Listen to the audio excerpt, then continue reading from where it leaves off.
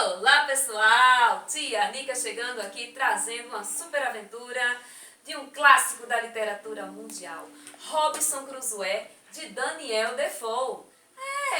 Vem comigo navegar nessas páginas maravilhosas.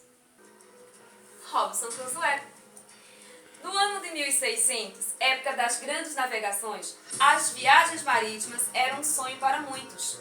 Viajar representava grande perigo, pois além da possibilidade de naufrágio, os mares estavam infestados de piratas. Porém, era isso mesmo que Robinson Crusoe, um inglês, queria: muita aventura. Olha só o nosso Robinson Crusoe. De tanto sonhar em conhecer o mundo todo, o jovem aventureiro conseguiu partir uma dessas navegações, rumo ao Oriente.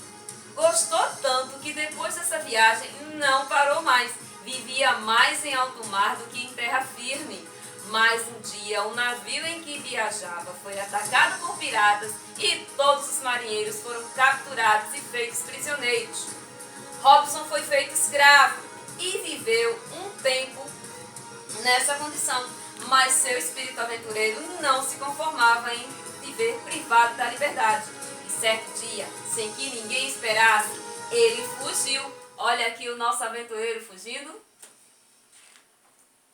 Na fuga, correu até a praia e, misturando-se com os escravos, marinheiros e pescadores que estavam por ali, conseguiu embarcar numa grande caravela, da qual nem ele mesmo sabia o destino. Este barco navegou por vários dias e acabou aportando numa terra muito distante, praticamente do outro lado do mundo. Uma terra em que todos chamavam de América do Sul. Robinson gostou muito do lugar, tanto que resolveu estabelecer-se nessas magníficas terras tropicais e acabou se tornando um carregador. Carregava mercadorias de lá para cá e de cá para lá. Mais tarde, passou a comprar e vender e, com o tempo, aprendeu a negociar com fazendeiros. Comprou até um pedaço de terra, na qual ele também plantava e colhia bastante mercadoria. Olha aqui. O tempo foi passando e Robinson, com saudades do mar, resolveu viajar novamente. Desta vez, decidiu voltar para a Inglaterra. Queria rever seus amigos, porém, no meio dessa viagem, uma grande tempestade fez com que o barco naufragasse.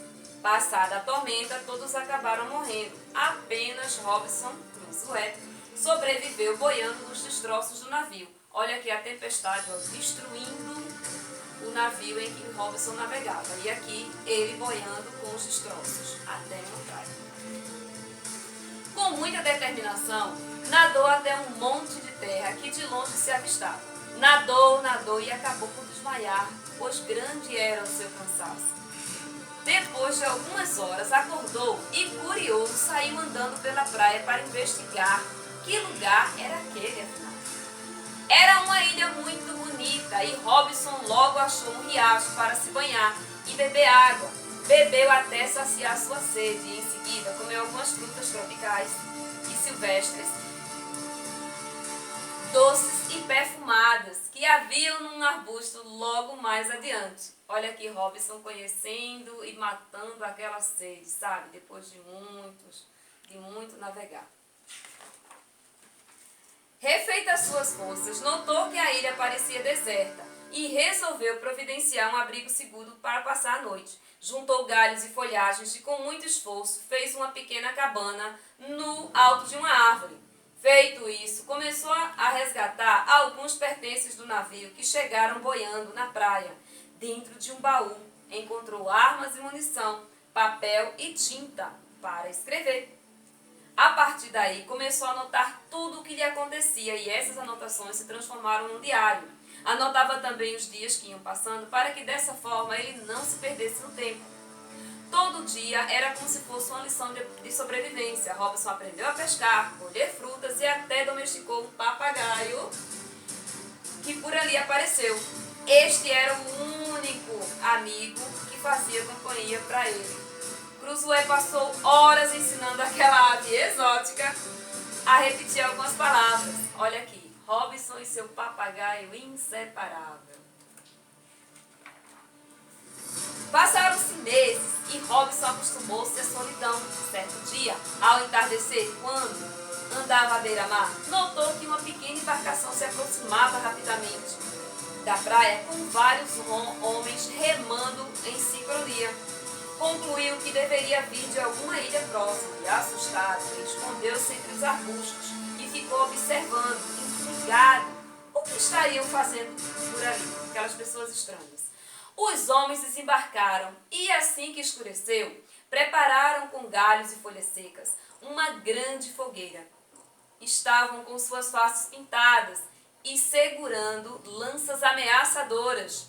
De repente, naquele ritual estranho, homens foram amarrados em troncos fincados na areia e com brutalidade foram executados. Olha aqui Robson entre os arbustos observando aqueles estranhos visitantes fazendo esses rituais bem macabros.